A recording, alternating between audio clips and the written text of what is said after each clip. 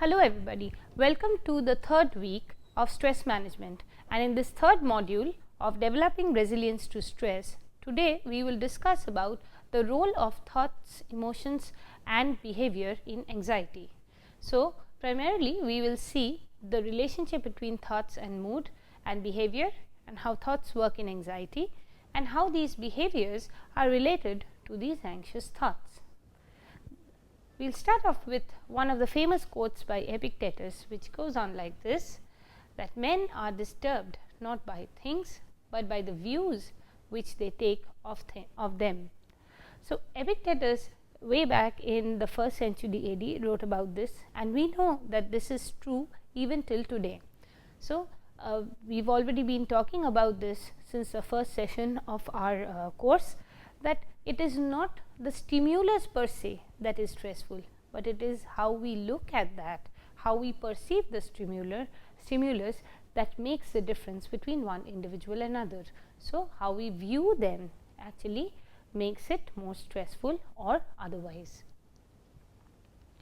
So, in today's session, first and foremost we will discuss what is the difference between stress and anxiety. Several times we have been using the word stress, sometimes stressors, sometimes anxiety disorders.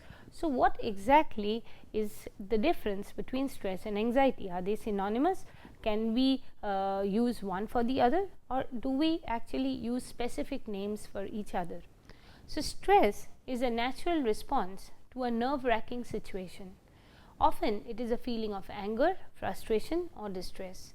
It is a normal part of life, and in small amounts can motivate you to be more productive. We have spoken about eustress and distress, and you know that stress can also be productive. So, if I am not stressed before an exam, then I will not even work hard to do well. So, an optimal amount of stress is desirable. Frequent stress, however, can have negative effects on physical and psychological health. We have spoken about the effects of chronic stress on health, and anxiety disorders on the other hand involve chronic, debilitating and seemingly unprompted feelings of apprehension, nervousness or fear.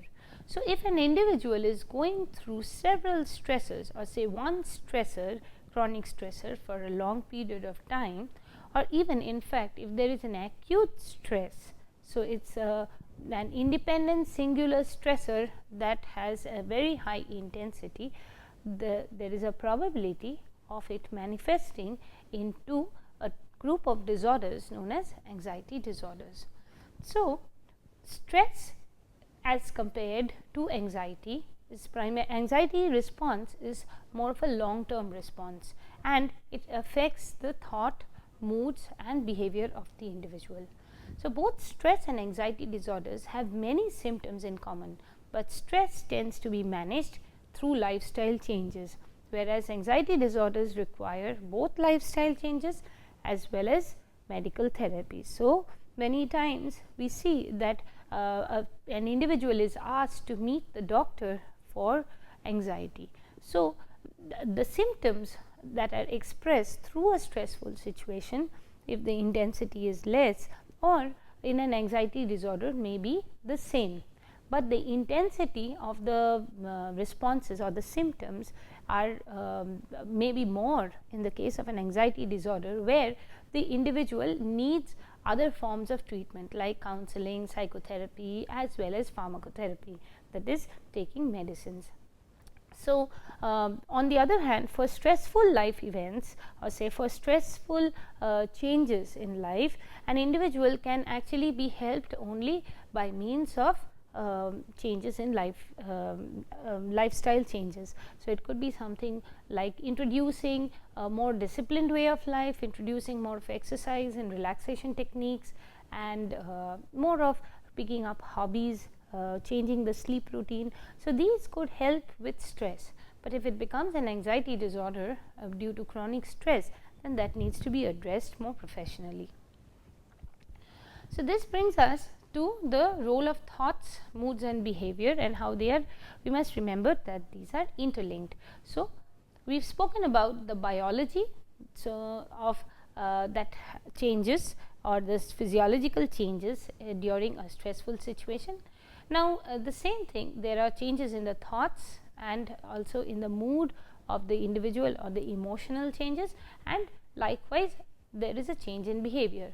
Now, these are all interlinked. So, if there is a change in the thought process, there will be a change in the mood and the behavior, and if there is a change in the mood, it will also affect the physiology as well as thoughts and behavior. So, these are all interlinked. Now, we must remember that this is also the case in case of depression or other psychological disorders. So, there is a, whenever we are talking of a mind body relationship, so like in anxiety disorders or like in depression, so it affects the organism as a whole. So, it affects the physiology, it affects the thoughts, what the individual is thinking, the moods of the individual, as well as the behavior patterns that he is adopting. And these behavior patterns, if they are maladaptive, may actually aggravate the thoughts. So, I will just give you an example to start off with. So, in anxiety, what happens? There is sympathetic activation, increased heart rate, sweating, tremors. I'm just citing an example, say before a presentation in the classroom. So, there is an individual has to give a presentation in a classroom who is really anxious about public speaking. So, he suffers from social anxiety. Think about such an individual. When he has to give a presentation, he has an increased heart rate, he is sweating, he has tremors, and what is his mood like? He is anxious, he is in a panic state. What are the thoughts that are disturbing? First and foremost, people are going to ridicule me, I will make a fool of myself. What is the behavior? It may be overcautious. So, I am actually focusing on every word that I am saying, and for long term behavior, it could be the avoidance of a situation. So, I am falling ill. So, that is how long term biology is being affected, and avoidance behavior. I am avoiding the situation where I have to give a presentation. So, whenever there is a situation where I have to express myself publicly, I am ill, or I have I think of several other causes that may happen to me. So, that is the thoughts of the calamities that may happen, and I avoid that situation. So, you must remember that more of this avoidance will also, since mood is related to behavior, will increase the anxiety and the panic features relating to that thought of presentation. So, now we already know that in an anxiety profile or the anxiety and in an anxious individual, these are the physical reactions. So, primarily sweaty palms, muscle tension, racing heart, flushed cheeks, lightheadedness. So, these are some of the physical reactions that an individual goes through in anxiety. Some of the moods are nervousness, irritable, anxious, panicky state. Thoughts are relating to overestimation of danger. So, oh God, this is really scary. Underestimation of your ability to cope. So, I cannot manage, I just cannot manage. If I go there, if I have to stand up on stage, I will faint. Underestimation of the help available. No matter how many PPTs I have with me, I will not be able to look at them and talk, or no matter how much I have rehearsed, how much my friends are there to help me. Worries and catastrophic thoughts. So, something really scary is going to happen. Most of the time, these catastrophic thoughts cannot be explained very much in detail. If you ask this person what is going to happen, I don't know what will happen, but something serious, something very dangerous is going to happen. So, it is more like a calamity will fall on them. Behaviors: avoiding situations where anxiety may occur. I was just talking of such an avoidance behavior. Leaving situations when anxiety begins to occur. There are many people who go for the examination, but before appearing for the exam they come away or go away, leave the place, or somebody who goes for the interviews, but does not take the interview. So, before the interview walks away. So, there are different types of avoidance behaviors. The third type of behavior is trying to do things perfectly or trying to control events to prevent danger. So, more cautious behavior. This is part of safety behavior that actually increases anxiety. We will talk about safety behaviors a little later. This I have adopted from Padesky, 1995. You can look at the book. It's known as Mind Over Mood, and it's a wonderful book to really a self-help book to practice for anxiety and depression. So, what exactly happens in anxiety? So, we know that there is a perception of danger and threat, underestimation of the person's ability to cope, and development of negative automatic thoughts. So, just remember this term, negative automatic thoughts, or NATs. We will just get back to it right now. And these negative automatic thoughts triggers a belief system that there is a danger or threat in the environment that you are vulnerable to. So, I am vulnerable to the threat. This belief, this thought, more core thought is triggered, and this likewise triggers anxiety responses. And when these responses are misinterpreted, like I am oh God, I am having sweaty palms, I am having an increased heart rate, so I am maybe I am going to faint. And if this thought is, I realize that I have sweaty palms and palpitations, and the thought is triggered that I am going to faint, then that increases more anxiety, because if I faint in a public situation, I will ridicule myself all the more. So, also this may be interpreted as a physiological illness. So, several times people having panic attacks may express that they were having a serious heart disorder, something like I am having a heart attack, or I was just going to collapse. So, maybe my BP went down or shot up like anything. I think I am turning crazy, or I am going to have a cardiovascular illness. So, several people complain of such things, when actually it is nothing but an anxiety attack. So, just to understand the cognitive model of anxiety in brief, what happens is there is a learning experience. So, through our early experiences over time, in the previous session we were talking about A and B, two guitarists who had a different upbringing and how that affected their behavior patterns in college while playing guitar or during a guitar performance. So, early experiences actually help us build our thoughts and our belief systems. So, what is dangerous, what are the shoulds and musts, how we should behave, and what is right and what is wrong. So, these principles or these core beliefs or these schemas are created. So, the danger schemas are formed that way over time, over school, over family values and our experiences, and also by knowing others' experiences over time. So, it could be something like once my friend, I saw him that he couldn't speak in class and everybody laughed and abused him. So, that I have not experienced that, but it is a learned phenomena for me. So, I have built this belief system that if you actually if you are not perfect, then people will laugh at you. So, something like that. And then there is a critical incident. So, critical incident is something an event that happens. Say, suppose the individual has to speak in public. So, that is an incident, and so the schema is activated.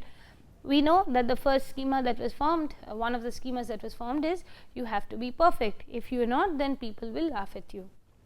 So, then these bring out the automatic thoughts. The moment the schema is activated, the moment I start believing that oh God, if I have to, so some assumptions are created that if I do not perform well, then some people are going to laugh at me. So, it is more like an if and then situation, and so there are some rules set, and these trigger the automatic thoughts in the critical situation, and this leads to anxiety behaviors. So, there will be behavioral responses, some cognitive thoughts, and other anxiety features. We will just study this a little in detail. This model was given by Wells in 1997. And you can check out his book on anxiety. It is again a wonderful book to treat anxiety disorders, to understand anxiety mechanisms and anxiety disorders. So, what exactly do we mean by schema? We have been talking about danger schema forms, schemas formed. So, what are schemas? Schemas are key elements of our frame of reference. So, basically, as I was telling you, they are a set of rules determining how we judge ourselves, situations, and also how we judge others and how we interact with other people. So, these are basically principles formed, rule systems that are formed by our past experiences, by our learning, by our modeling others' behavior, and also by our value systems that we endow, that we get from school and parents, etc., and important others. Now, assumptions are more like rules based on if then. So, these are conditional, schemas are not conditional. So, the assumptions are like if I do this, then people will say this. So, it is like if I show signs of anxiety, then people will think I am inferior. If I have bad thoughts, then it means I am a bad person. So, unexplained physical symptoms are usually a serious sign of serious illness, and so if there is the schema is this, that if I have to be fit, I have to be perfect. So, if I can't control my anxiety, then I am a complete failure. So, think about this, that when the danger schemas are formed, then and the critical, there is an incident where I am in an anxiety provoking situation, where the individual is in an anxiety provoking situation, these schemas are activated. So, the schemas being I have to be perfect, I have to do things well, one needs to be good, one needs to be appreciated by others. So, these are I should be in control, I should be good, I have to be perfect. So, these are internal schemas that we might have, and then these are actually, these trigger these assumptions of if then. So, if I cannot control my anxiety, then I am not perfect. So, what happens? So, here we have these assumptions of if then, and they bring in the negative automatic thoughts. Now, the negative automatic thoughts are thoughts that, as the term suggests, it occurs automatically. So, they are the immediate thoughts that come to an individual. Say, if you are walking down the road and you see a friend walking by, you smile at that friend, he just moves his head away and walks off. What is the first thought that comes to your mind? If it is that he didn't see me, so he moved away. So, the first thought is the immediate thought is an automatic thought. Now, it could be a positive thought, it could be a negative thought. Now, the difference between a negative automatic thought and any other positive thought is, the negative automatic thought is not based on any rational conclusion. So, it is based on the immediate event that has happened. So, I saw a person moving his head away from me. That means, say, an anxious person would see it as, oh, he wants to avoid me, he wants to I am not good, so he doesn't want to talk to me. So, maybe he is angry with me. So, these are the anxiety thoughts that are triggered. And now, see, it is because of the prevalent anxiety underlying the individual's mood that is triggering such thoughts, and these are very immediate thoughts. It does not require any rational assumptions that are followed. Okay. So, these now they are negative, they are known as negative automatic thoughts, because these thoughts are maladaptive by nature. So, actually they trigger more of the anxiety response, they do not help the individual, and primarily these are negative in nature. So, they have an unpleasant connotation for the individual as well. So, that brings us to the schematic diagram of how the thoughts and beliefs are. So, the automatic thoughts are on the very superficial level. So, immediately in a situation they are triggered. The underlying assumptions are if then, as I said, based on the schemas which are more core. So, the target is to reach the schema. If you are an anxious individual, you could try this. Say, what are the basic principles that my life moves on, or what are my basic value systems? We call these schemas or core beliefs. So, what are these core beliefs that I have? And I mean, how mostly we say this as, these are my principles in life, I believe in this, this is my value system. And many times we are also unaware of our core beliefs, and these lead to these in a situation you will see that these trigger the underlying assumptions, like in an anxiety provoking situation. So, if there is something that is making you anxious, first think about what are the thoughts that are immediately coming to my mind. Those would be the automatic thoughts, and what are the if then principles that they are based on. So, is it something like, if I do this, then this will happen. So, if I collapse, that will mean I am weak. So, then it means I am weak. So, are these if then principles that it's working on. Say in an exam, I have, is it, if I fail this exam, then it proves that I am a failure. Now, if such an assumption is working in your case, or say in anybody's case, it is seen that the core beliefs would be more fundamental, like without, they are absolute truths, they are taken as absolute truths. I have to be successful, one has to be successful, I cannot be a failure. So, so that is why one situation where there is a probability of not doing well is immediately related to being a failure. So, say for an anxious person, every situation is a condition to prove his personal worth. We were discussing about the two cases of the guitar players in the last session. There we saw that for B, every guitar performance was a situation where he had to prove his worth, that he is good enough. Now, that was because of his core beliefs that he has to be perfect. Now, what is the difference between negative automatic thoughts and worry? We have sometimes we use them interchangeably, but we need to understand that there is a difference. So, worry is a chain of negatively affect laden thoughts aimed at problem solving. So, I am really worrying about how to manage so many things in one day. Negative thoughts, on the other hand, occur immediately on a situation. So, worry may be continuing throughout the day. Negative thought is specific to that event or that situation. And worry is generally a verbally based thought process. Negative thoughts can occur in the form of verbal thoughts, or it can be in an imagery form also. Immediately it can be an imaginal form. Now, what is the role of behavior in these anxiety thoughts? So, when a threat is perceived, the cognitive system or the thoughts facilitates caution by eliciting a series of self-doubts or negative evaluations and negative predictions.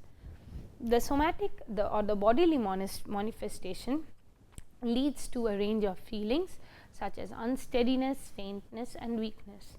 So, several times when now all this is happening due to the physiology. So, when a threat is perceived, think about the fight or flight response once again. So, the body is responding to the fight or flight or freeze response to the situation by a fight or flight or freeze response. So, there may be an unsteadiness, faintness and weakness in the limbs because of the physiological changes.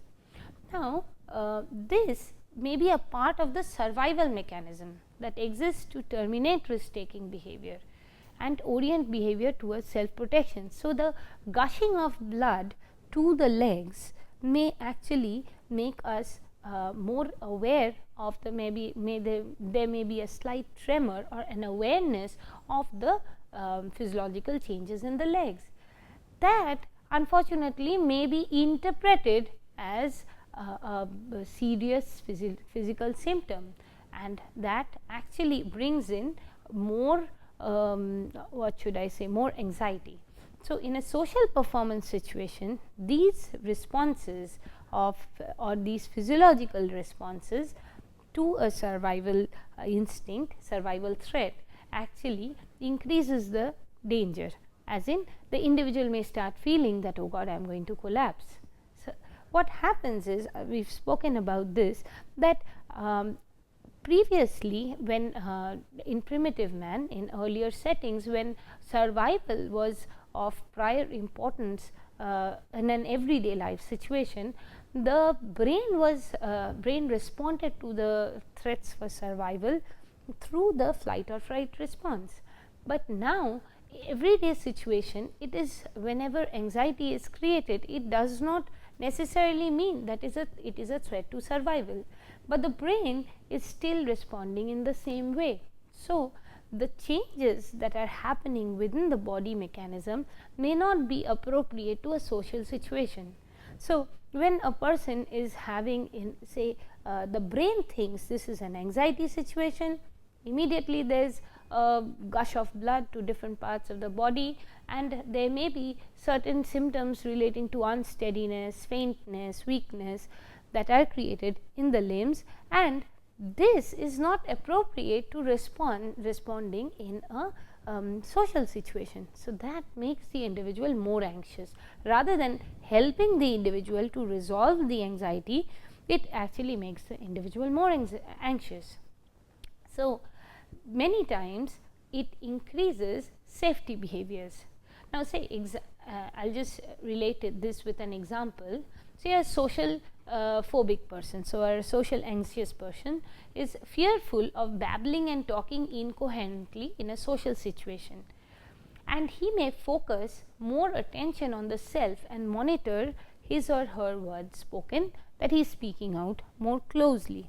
So, the moment he actually focuses on his words, what am I saying? This happens several times when we try and speak a foreign language. So, it could happen when you are speaking in English, where you are not very sure of the English for Indians being a foreign language, not our mother tongue. Several times we may not be sure of the prepositions that we are using or the tense. So, focusing more on the tense or the prepositions actually increases the slows down the way we are talking, and there is more of incoherent speech, and that actually increases the anxiety all the more, that, oh, I am babbling, I cannot speak properly.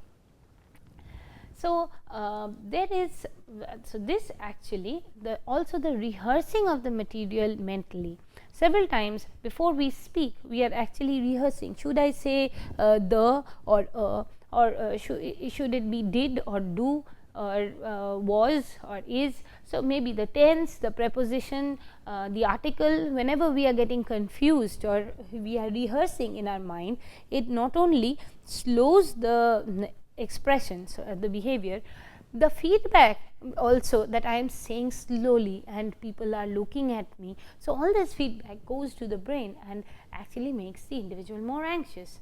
So, that is why Tsiolkovsky in 1991 pointed out that the safety behaviors that are followed by an individual during a stressful situation, instead of actually helping the individual, increases the anxiety. So, I will just discuss some of the safety behaviors. So, controlling one's breathing may lead to hyperventilation. So, I am sure you have heard the term hyperventilation before, you have maybe watched it in many of the movies. Hyperventilation is where the individual breathes out more. So, it is like panting. So, I am controlling my breathing, I am trying to calm down. So, instead of taking long breaths, we breathe out more. So, and that increases anxiety. Controlling certain thoughts may contribute to paradoxical effects of increased preoccupation with the thoughts. I am trying to stop this thought. Actually, the moment you are saying I am trying to stop a thought, you are thinking about that thought to stop it. So, that actually brings in the thought all the more. This happens many times with obsessive traits. So, or say in an OCD patient, where there is an obsessive thought that is recurrently coming to the mind. So, there if the individual forcibly tries to stop the thought without adopting other techniques, then that increases the likelihood of the thought coming back. So, I am not going to think that I didn't put my admit card in my bag properly. So, what happens? It triggers the thought that I might have not put the admit card in my bag. So, let me check it once again. Now, the perception that non-occurrence of feared outcomes resultant of safety behavior rather than correctly attributed to the fact that catastrophe will not occur. So, this is a little technical.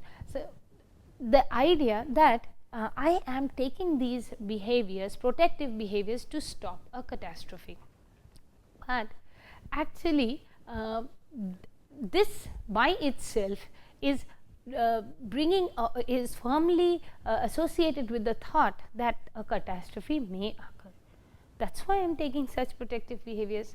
So, definitely it is not removing the core thought that this is an alarming situation, or rather removing that thought that this is or bringing in the new thought that this is not an alarming situation.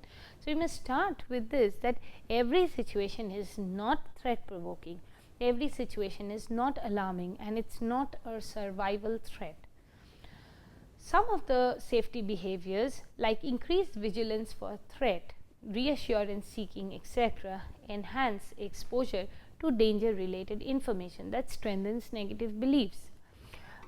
This is a very interesting thing that we come across is when an individual is looking at the is given a certain medicine, and he these days thanks to Google, everybody looks up what's on the net, and you get to see so many side effects of the medicine, and immediately thereafter the individual starts having all the signs and symptoms of the contraindications or the side effects of the medicine. So, what is happening? This precautionary measure of knowledge, or I am actually being more cautious about things, is exposing me to several other anxiety provoking information that I would be better done without. So, here I will just show you a formulation of the safety behaviors. So, say the trigger or the critical situation, critical event is giving a presentation. The thoughts are, I will make a fool of myself, feeling anxious. So, feeling or the mood is anxious.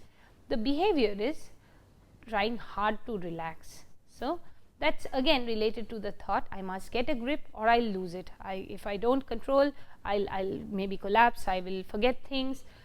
The behavior, the other behavior, so one of them is trying hard to relax, and the other is focusing hard on internal mechanisms. So, scans self for signs of nervousness. So, am I being nervous? Am I being nervous?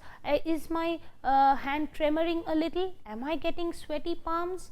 Am I actually fidgeting a lot? And all these lead to the consequence of noticing the signs of nervousness.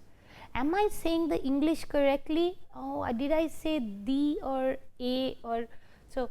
Just noticing this will actually make more errors, will make me more perform more errors.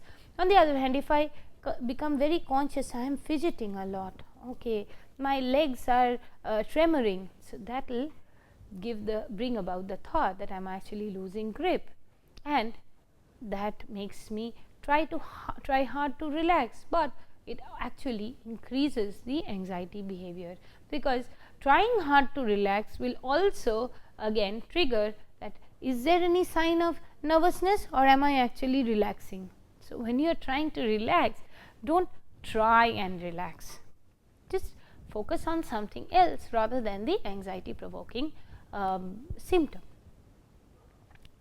So, one more thing that I will say before we wind up today's sessions is cognitive biases. If we look at this image again of the model of anxiety, you will see that the negative automatic thoughts bring about anxiety symptoms, and what are these symptoms? The behavioral responses and the cognitive biases. Cognitive biases are particular ways of thinking or distorted ways of thinking. That is why it is also known as cognitive distortions, and interpreting these events in a particular way. So, they may include selective attention to certain things, and these are thinking errors that are triggered when a person is in a particular situation. So, when you can actually identify the cognitive errors in yourself also. I will just talk about some of the errors that are related to anxiety.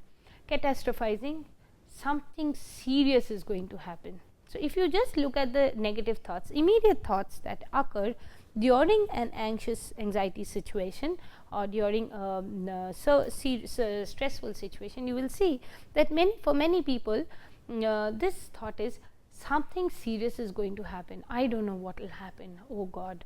So, this is catastrophizing. Mind reading is another feature, another distorted way of thinking that happens in anxiety. So, it is like, he did not look at me when I smiled at him. That means that he is thinking this, and that means after that he will go and do this, and that just means the next. So, you just keep thinking as if you are reading his mind. So, most of the times we jump thoughts, and this increases our anxiety because it is all negatively pruned. Overgeneralization. I have failed this exam, so I am sure I am no good. So, that is the core belief, I am no good. So, that means I am going to fail in everything that happens in my life. So, we are actually overgeneralizing things. One exam, the teacher told me today that I am no good. So, that is more of personalizing, bringing all the events and happenings to yourself. So, internalizing things, and that may bring about overgeneralization.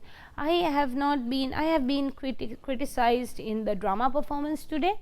This shows that I am no good in anything. I cannot, I am sure I will perform badly in the exam tomorrow and in the placement interview tomorrow, and even my friends will understand that I am no good. Selective abstraction, just picking up certain information and deducing things from that. So, maximization, minimization. So, overemphasizing the negative situations, negative responses in a situation, and minimizing the other responses. Like one person told you, if you ask that person, one person told you that your singing was not good today, but the others really appreciated. So, here for an anxious person it will be more of maximization of the negative thing and minimization of the positive elements. So, oh, they said that just to please me or just to pacify me, but actually that person who criticized me is right. So, you give more emphasis to the negative features. So, an example, socially phobic person involved in a conversation with a work colleague.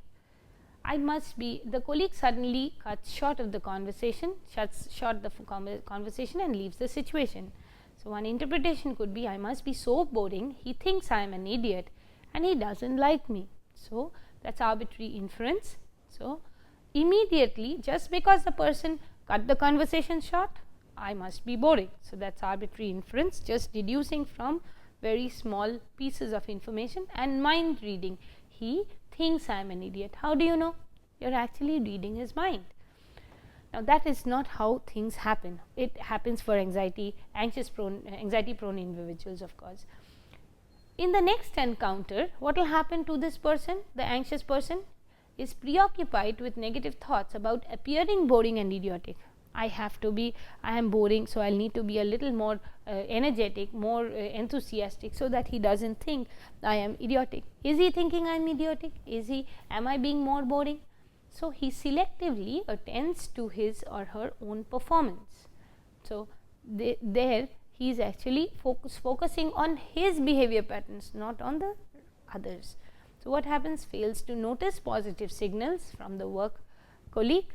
So, there is a minimization of positive information or stimulus and discounts these as evidence that he is just trying to be nice. So, he is minimizing the positive information.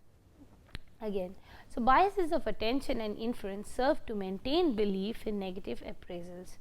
As negative information is abstracted and positive information is not processed or is discounted. So, we start looking at more of negative things happening to us, more of negative stimulus in our lives, If you ask an anxious person, how many positive feedback did you get today? Maybe he will not be able to count and say. But if you ask him, how many negative feedback did you get today? He will tell you of all the small things that has happened. So, similarly, even a depressed person may also tell you a lot about the negative things that are happening, but he minimizes the positive things. So, it could be a thank you or a smile that is absolutely minimized, where it could looking at all the negative information around you, highlighting more on the negative information around you, brings in more of the anxiety or the depression response. So, to summarize, in today's session, we have discussed about the relationship between thought, mood and behavior, and we have seen how the anxious thoughts are created in the brain and how the safety behaviors are triggered, and what are the biases, schemas, negative automatic thoughts and cognitive distortions. So, thank you.